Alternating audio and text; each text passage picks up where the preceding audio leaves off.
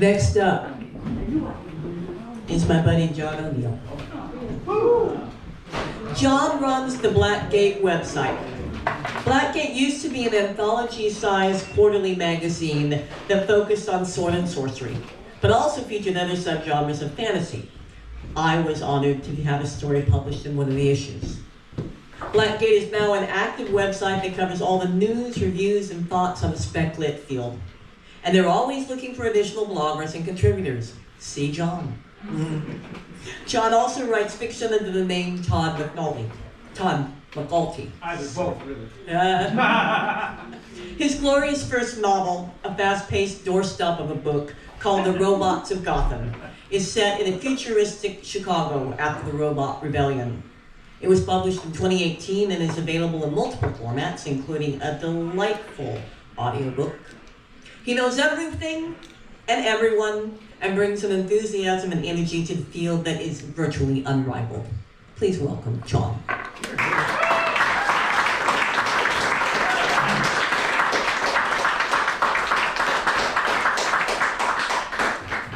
Wow, thank you, Tina. I'd like it known for the record that when Tina asked me for a bio, I sent her 2 sentences. The rest of that was, I think it said like John O'Neill's from Nova Scotia. The rest of it is all Tina. Thank you very much, especially for the lies. That was fabulous.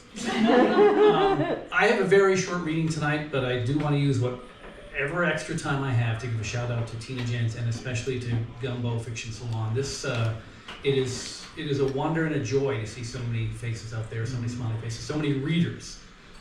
And if you wanna get an appreciation for just how lively the Chicago genre scene is, step number 1, get to know Tina Jens, and step number 2, come to Gumbo Fiction.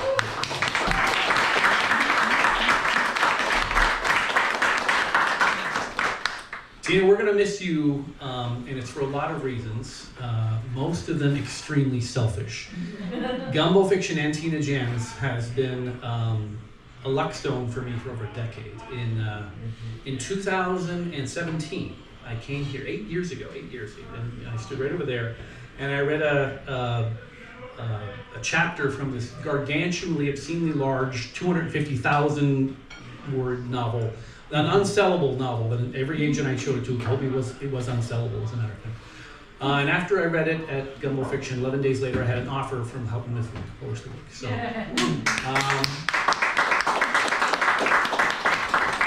I knew a good thing when I saw it, and I came back to Gumbo Fiction again to read another chapter from it, and 4 days later, I got an offer from Warner Brothers, who were interested in the rights. So, I did not come back to Gumbo Fiction for 3 years, and during that 3 years, I never published a goddamn thing. So,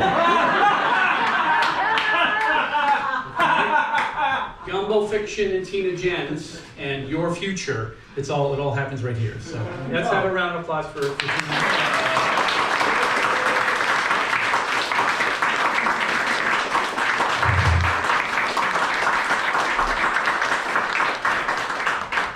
I'm going to read 3 pages, the last 3 pages of my current novel that I wrote on Wednesday. At the end of 2017, after this run of incredible luck, all Tina Jens fueled, I would like to point out.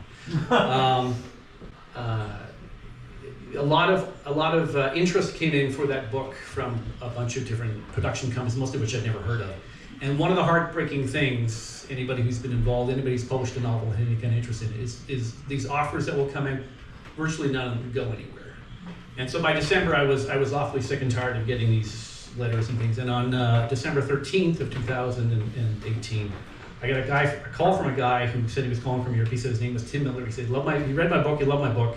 He said he had a small production company, and I said, yeah, thank you very much. I'm really not interested. Thank you so much for the interest.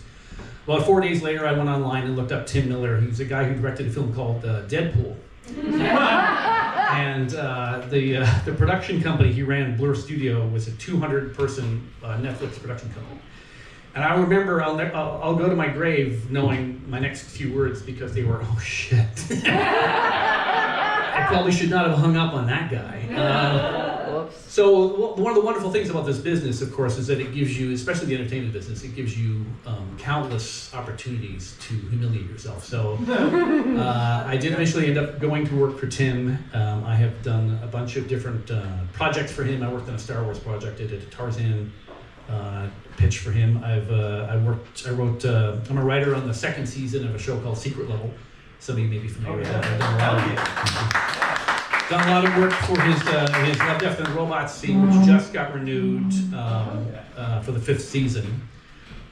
In August of last year, Tim called me and said, "Hey, I need you to write a movie for me." So I wrote a movie called Alien Legion. It was greenlit in April of this year by Mike DeLuca, head of Warner Brothers. So my first film will be produced. It's a $180 million production. So that is, and again,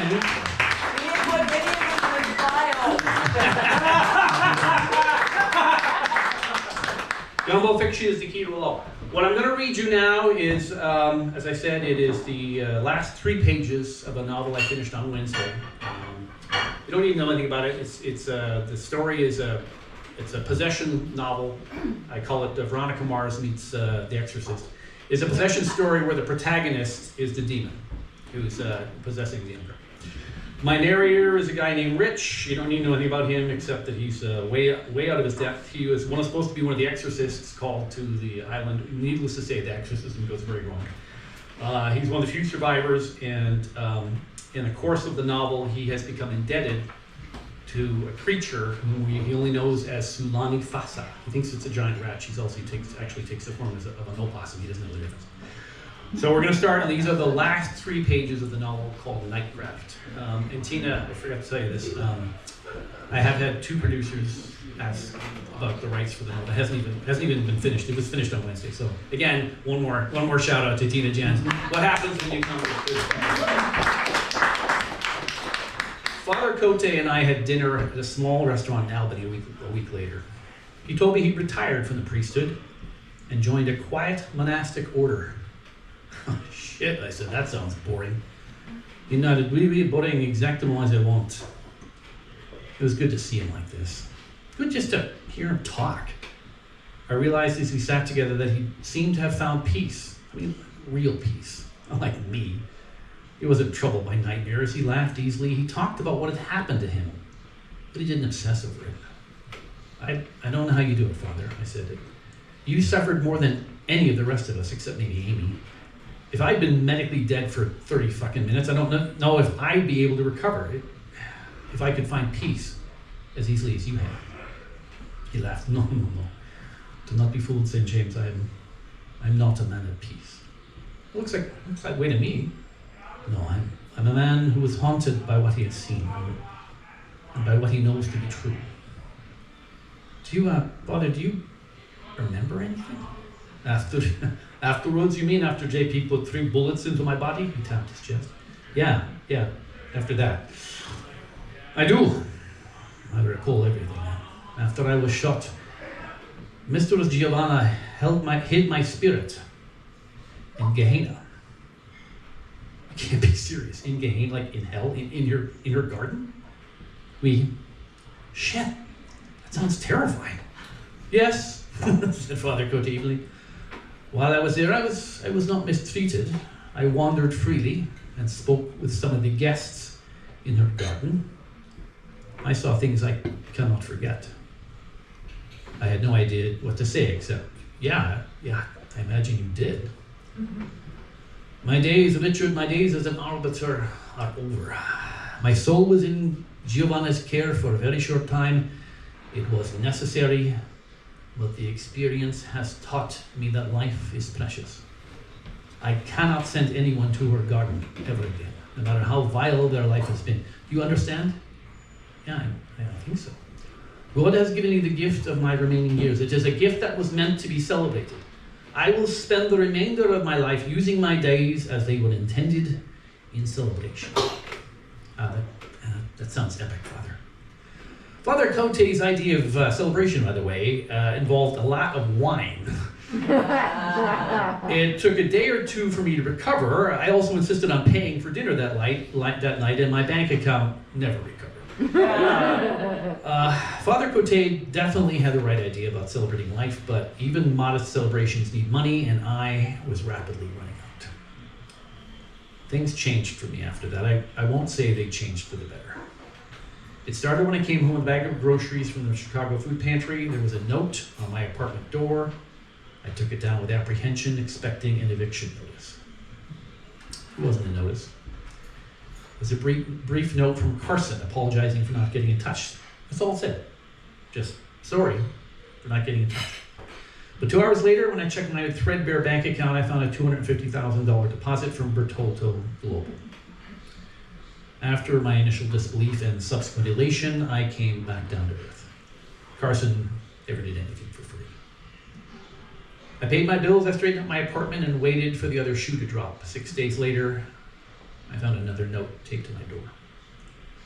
I won't bore you with the details. I've been an arbiter 2 more times. The pay is crap, but at least it's never boring.